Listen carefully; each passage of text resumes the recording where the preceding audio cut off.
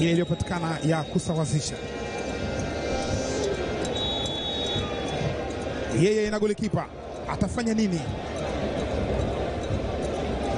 Said Mwinyi anakataliwa na Abu Twalibu Msheri.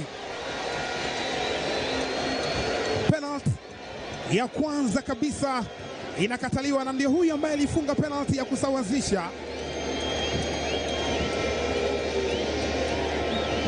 Penalty ya kwanza kwa Zimamoto, Abu Twalibu Msheri ameikataa.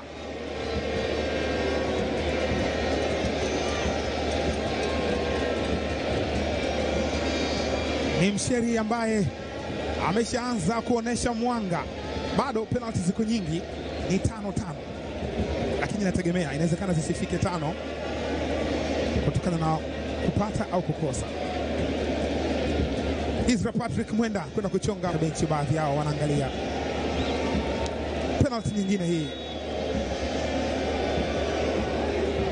Enyosha mpira na kula chuma na kurejea tena ndani. Yusuf Idrisa wanakosa penalty ya pili. Penalty ya pili wanakosa Zimamoto. Ni dalili mbaya hii, dalili mbaya kwao Zimamoto. Jigi Jiara, kuna afadhali anaiona, kuna ahueni anaipata. Mpira ulikula chuma ya juu, ikarejea tena ndani, ndo amekosa hivyo. Mwenyewe anashangaa. Huyu ni super sub, huyu ni sub, alitokea benchi akaingia uwanjani, lakini ameshindwa kuweka penalty yake. Penalty ya pili wanachonga Young Africans. Maxi Nzengeli nyuma ya mpira, alikuwa captain wa Manyema. Atafanyaje hapa? Maxi Nzengeli anautoa nje mpira ule, anakosa mkwaju wa penalty. Max Mpia Nzengeli, penalty yake imekwenda nje.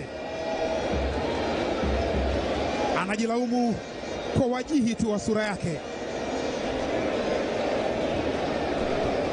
Aliucheza mpira ule, golikipa alishapotea tayari, lakini haikutosha kuweka mpira wavuni. Anakwenda kuchonga penalty Abdulhamid Ramadhan. Penalty ya tatu, na ndo penalty pekee ambayo wameweka kimiani Zimamoto. Anafanikiwa kufunga Abdulhamid Ramadhan. Kwa hiyo Zimamoto wamepata penalty moja, Yanga nao wamepata moja. Hii ni ya tatu, wanakwenda kuchonga pale pale alipotoka. Akataka kurudi tena, akataka kuubakisha mkono, lakini haikutosha kudhibiti mpira ubaki. Bakari Nondo Mwamnyeto, penalty ya tatu kwa Young Africans. Mwamnyeto kimiani, captain anaonesha na kuongoza kwa mifano. Penalty ya pili kwa Young Africans ambayo wamepata.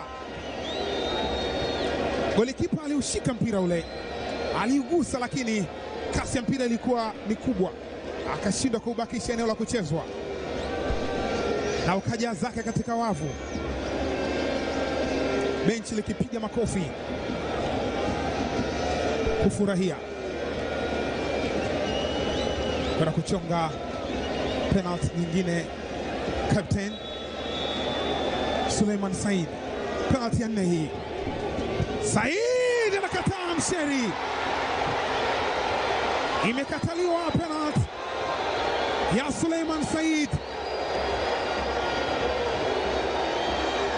Abu Twalibu Msheri akifanya kazi kubwa, kazi nzuri,